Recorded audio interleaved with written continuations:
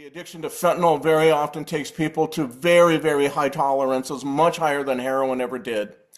And so it's the combination of enormous supplies coming out of Mexico, relentless all year round, because they're synthetics. They can be made with chemicals. There's no seasons with these drugs anymore, so they can be made all year round, and that's what's happening in Mexico. At the same time, the potency is so high that it's driving people to life on the street completely out of balance, unable to really control or really even in some cases even kind of communicate in an irrational rational way. You see this in San Francisco, you see this in LA, Las Vegas, many towns around the country. And in my opinion, it has to do with really just the unprecedented really supplies coming out of Mexico that are addicting people and then taking their addiction to levels that we've never seen before.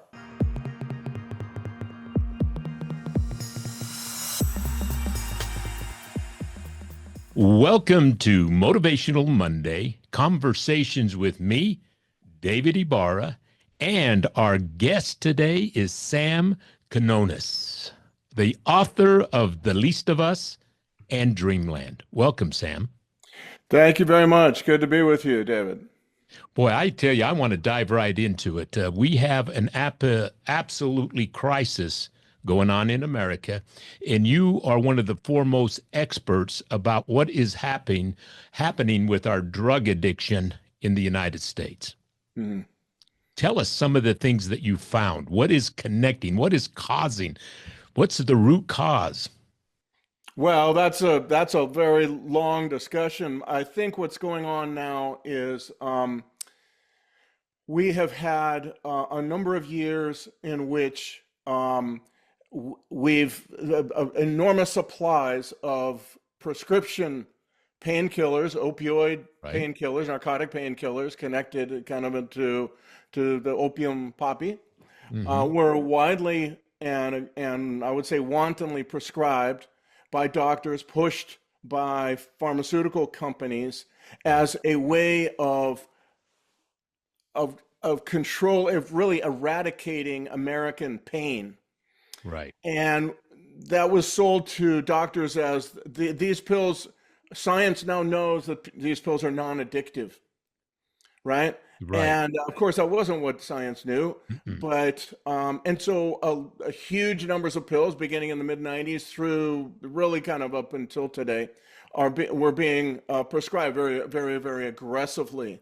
Along the way, quite a number of Americans got addicted to these pills, and quite a number of Americans had their lives mangled. Many people died, and then along the way, the Mexican trafficking world figured out that we had created a brand new market of opioid addicted Americans through this whole process, and they began to sell heroin, and they expanded the various groups expanded their heroin market in the United States, and then along the way they found fentanyl. Right. And they discovered that they didn't have to grow poppies. They could make this through chemicals. Fentanyl is a synthetic made only with chemicals. And so fentanyl is really now taken the place of a lot of those pain pills and heroin. And along the way, so has another drug that is very, very important in all this story is methamphetamine, which is also pretty much nationwide. Tell us, is it I understand, well, one, in every city, it doesn't matter whether it's Salt Lake City, San Francisco, but in our city, I saw over the last 10 years, because I walk this city every night, and beginning to see crowded streets of people after dark, just simply in a crisis, not able to control themselves, yelling, screaming. And today, we see people injecting themselves with heroin or fentanyl without any regard to even hiding in the shadows. It's open. It is a crisis. How is that? Because the replacement to the prescription drug is so inexpensive? Well, I think in part what we're seeing in many parts of the country and including many parts of the West is that the supplies of these drugs are so uh, relentless, they're so unlimited almost, that people have grown addicted to these drugs, and their addiction is what the amounts that they need are very, very high. They end up in a combination of life on the street as well as the drugs themselves, particularly methamphetamine,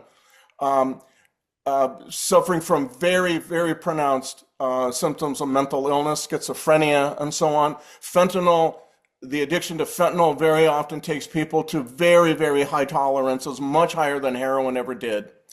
And so it's the combination of enormous supplies coming out of Mexico, relentless all year round, because they're synthetics. They can be made with chemicals. There's no seasons with these drugs anymore, so they can be made all year round, and that's what's happening in Mexico.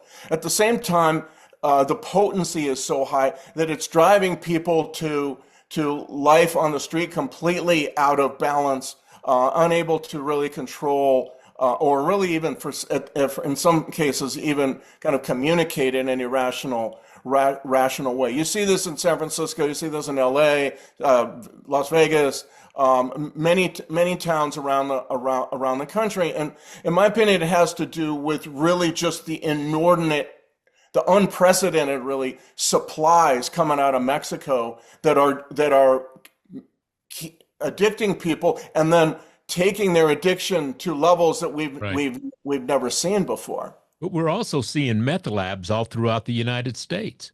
No, actually, that's not true. We're not. We haven't seen meth labs for about 15 years. And the reason we have not is because the Mexican trafficking world simply has Really? outcompeted, run them out of business, basically. Wow. The meth that they make down in Mexico is much cheaper because they're getting chemicals through the shipping ports Mm. from China in Mexico, and the amounts of chemical ingredients to methamphetamine are just staggering quantities that we've never seen. No little meth cook here could ever replicate those, could ever make. Most of those meth labs were making at the most little ounces. You're talking about meth labs now that are kind of making Wow. dozens and dozens of kilos at a time, Hmm. all day long. And so that is another part of this story. The quantities, the potency being made in Mexico have basically run the domestic U.S. meth lab cooks Wow. right out of business. So most of the country, they haven't seen. I was speaking to a sheriff in California, and he said he hadn't seen a meth lab in about 15 years, and that's Right. really because the quantities being produced down in What Mexico. help me help our listeners understand why, I travel all over the world. And when I'm in Mexico, which is monthly, I have a home there. I don't see this there. When I'm in Europe, I don't see it there. When I'm in Asia, I don't see it there, but it's prominent a US issue. Am I Yeah. is what I is agree. I happening? agree. That's exactly correct. I think that is what's going on. In part, it's simply because we have a trafficking world in Mexico that is very, very sophisticated and has, as I say, control to the extent they need to. They control the shipping ports to be able to get ingredients, as many of these ingredients as they possibly can use, which is many, and therefore you've got this enormous supply. So you've got this staggering production of drugs. At the same time, I think in a lot of towns there has been a reluctance. In part, it was due to COVID, but I think it actually predated COVID and has lasted since COVID, of not believing that you could do anything about it on the streets. I think frequently tent encampments are allowed to just sit and fester, and tent encampments were a product of compassion, a product of the Occupy movement. You may remember Right. that. It changed the way homelessness looked. It was before people with shopping carts and cardboard Right. boxes, and now they have, and the tents were intended perhaps out of something of compassion. The problem is that tents now, in my opinion, have become stationary vectors of all kinds of disease, not just disease of the body, disease of the mind, Absolutely. vectors of horrible criminality, rape, Right. drug running, gun running, all the rest, and ways for people just to sit and kind of mired in their addiction. I believe that the tent encampments are now just simply factories of decay. There is almost I, nothing compassionate yeah, about the tent encampments anymore. absolutely. You know, when I visited the president of the Conference of Mayors when I was running. I ran for mayor of Salt Lake City, although I lost horribly. I wanted to visit cities that were doing something different. San Antonio was one, and the success was all in the cities that absolutely were going to enforce regulation, enforce laws, no matter what, and not have two sets of rules. If there is an no camping ordinance that it is not passionate to allow it because what's occurring in it is tragic. So I am one of the plaintiffs in a lawsuit with Salt Lake City, and it's simply an accountability lawsuit. Enforce the rules, and don't say can't. We've got to say can and figure this out because it's tragic for the person that's trapped in it. Absolutely. And the reason that this is now necessary is because of the drugs that I mentioned and the quantities and the potency in which they're Right. coming. The longer you are on the street, the more chance you have of being driven to mental illness Right. and being raped and then dying. Yeah. And to me, this is really the main argument now. Fentanyl and methamphetamine in the supplies and in the dramatic potency that we are seeing them, have been seeing them now for several years, good number of years. You have to get people off the street. The idea was, well, they're not ready for treatment. We go out to them and we say, hey, we have all these services for you, and people say no. And so the outreach workers think, well, they're not ready for treatment. But this is a misconception. Here's the point, they're never going to be ready for treatment before methamphetamine drives them mad and Right. fentanyl kills them. That is You know really, what? we don't, It was fentanyl and meth interesting. change everything. They Right. change, there's nothing the Right. same. This is not like heroin. Heroin, Right. you could last on the streets for many, many years. Right. Fentanyl is not the case. And so we got to get people off the streets, and tents, among other things, but certainly tents are part of the story. Tents serve to just mire people Right. there Well, and I tell make you, them Sam, vulnerable when to we others. when we go to, we've got some issues in Salt Lake, and I'm not going to bring up organizations or what have you, but we have a brand new an apartment built in state of the art. 1 year later, it is tragic what's going on inside of it. Murders, uh, drug houses, and taking someone off the street and just putting them in a room without people first. What are we going to do to help somebody learn what is it? What's your responsibility to be a member of a community or to get help? In San Antonio, what I saw was somebody was moved to the courtyard, and they came in, and Sam, they were yelling and screaming, and somebody greeted them and said, I understand. Right over here is a meal for you. But you know what, Sam? When you're ready, in that door is in that door is dental, in that door. And then they shared with me, sometimes it takes 50 times, but then they say, I'm ready. I can't live this. But sometimes we've got to force the issue because it's not compassionate to leave them and say they're not ready. Yes, I would say that fentanyl and methamphetamine have made that the case. I think the policies that we have tried in many cities, I am not intimately familiar with Salt Lakes, but I am with other places. The policies that we have tried were devised and conceived before the widespread supplies of high potency methamphetamine and high potency fentanyl. And so we're trying things adequate for another era.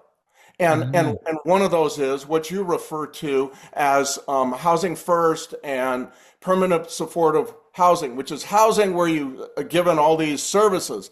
That's a great idea if you have taken someone off the street and there's various transitional steps along the way. Then finally, permanent supportive housing for someone who has been sober for some time and has his brain working in the way it's supposed to and a variety of other things, and maybe is a better health, is not emaciated by life on the street and so on. Right. Let me ask you, that person is able to do it. Take a moment and picture in your mind igniting your child's journey to lifelong success from an early age. With Yes, Our Kids Can, this vision becomes a reality right from preschool. Don't miss this chance to shape your child's path towards extraordinary success. Enroll in the Yes, Our Kids Can University now and witness the remarkable impact it can have on your child's growth and development. Secure your child's bright future today. Sign up now by clicking the link below. Let me ask you something. You know, what I've noticed, I have several, everybody today has a member of their family that is trapped in this very, very dark place. But the one thing that I notice with meth is once you've been a user of meth for some time, it doesn't seem like the motor skills ever come back. Can you tell us a little bit? I mean, and that's because you say the person's name and it's a jerk because it seems like the nerve endings or what have you are disconnected and it doesn't come back.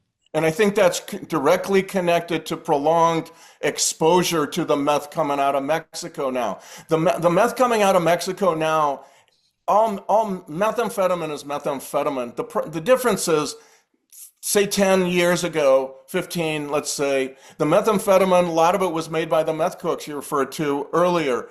Half of that stuff that they sold was not meth at all. It was just some other kind of chemical. The Mexican traffickers now down in Mexico are making methamphetamine that for many years now, for a good 8-10 years now, depending on where you are in the country, has been tested at 95% meth, maybe 5% adulterant. And so you're getting prolonged exposure because now you're on the street in a tent encampment. You're never being arrested. You're never being taken to jail for a respite of any kind. Now you're on the street and you're being constantly assaulted with this methamphetamine that is the most potent methamphetamine, I believe, probably ever visited on the human brain. And we're seeing it nationwide because the DEA tests show that the stuff is just extraordinarily potent. What you are then finding is that very often people descend very quickly into mental illness, symptoms of schizophrenia, and that even when they stop, there isn't that immediate return to normality that they once had maybe in their lives.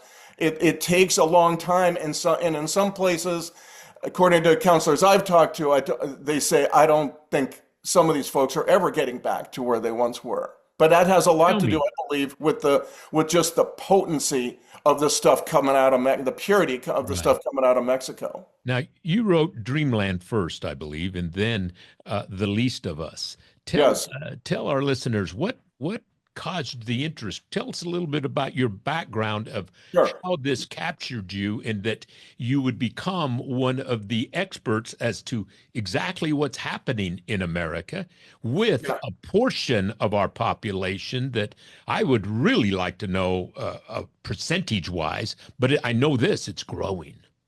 It's growing. I don't think it's a very, very large percentage, but my beginnings in all this had to do with the fact I lived for 10 years in Mexico.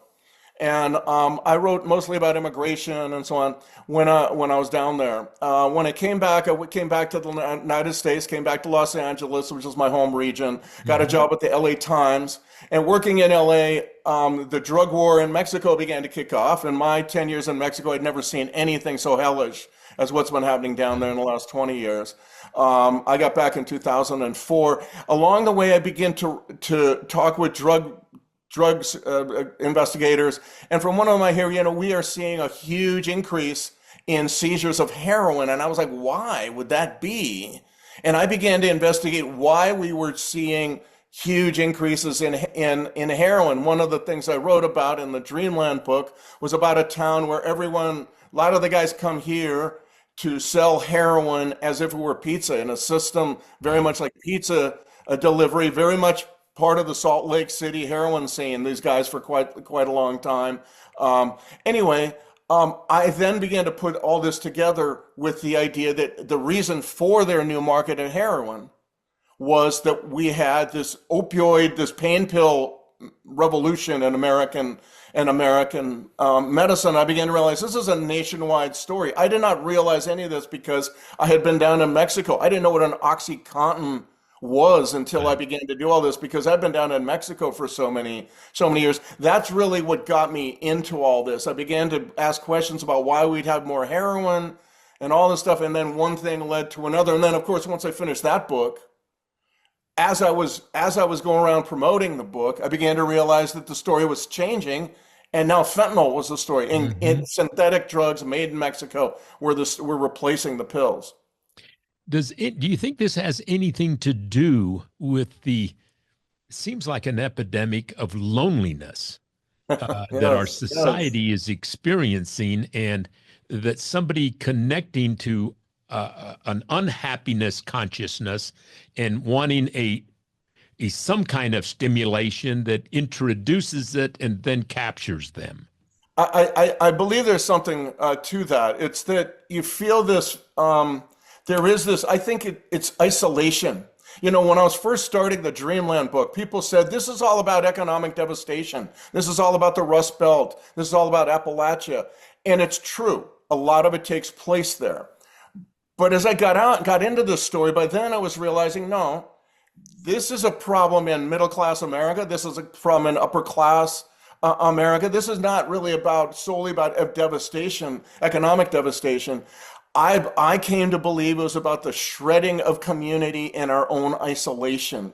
Right. Loneliness, as you say. It's this feeling like we don't have anybody to be around, and we don't know how to function with other people, and that also, when you destroy the bulwarks of community, a community has a much more difficult time fighting off scourges like drug addiction. That's another part, I think, of this whole story. And so to me, it really felt like I was writing, when you write about, I had this idea when I was writing Dreamland. It says, when you write about heroin, you're really writing about America, because heroin was all over the place. So were the pain pills, but it was deeper than that. It was about the idea that we have isolated ourselves. We have shredded what brought us together. Sometimes we have not participated in what brought us together. Sometimes we're not invested in what brought us together. But whatever the case, we seem more isolated, and community seems more shredded than we've ever had in the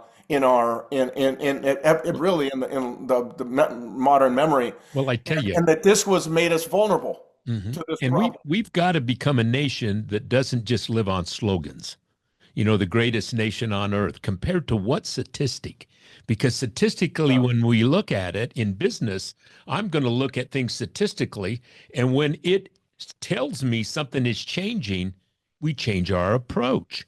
But what we're seeing in America is devastating. It is Yeah. devastating and it's hurtful because it's affecting every single person. Now, you're going to be visiting Utah. Could you tell us a little bit about what you're coming for? How do Sure. people get involved? And I hope the governor listens because he'll Well, I've be there. found him to be fairly receptive, I have to say. This would not be the first conversation I'd have with the governor. I'm going to be having a conversation with the governor on May 7th, 11 o'clock. You know, I hate to say this, but perhaps you can add something. I do not have the details of where exactly I'm going to be, but I know it's 11 a.m. on May 7th. We'll I'm add very it sorry at that the I don't have bottom the. for sure. We'll add it. Please do, We please do. will. But basically, it's a conversation with the governor about a lot of what we've been talking about and more about approaches to all this and where people are finding approaches that seem to have some basis in reality, number one, and some basis in some fairly productive approaches to all this. I think it's a way of also just simply, I think, trying to highlight once again this topic that has trouble sometimes staying in the minds of people. First of all, because it is kind of tough. It's a tough issue to deal Yes. with, and also it's it's hard for a lot of people to find compassion for the people on the street because they They're seem to be the losing the cause of their own compassion demise. because they don't see it changing.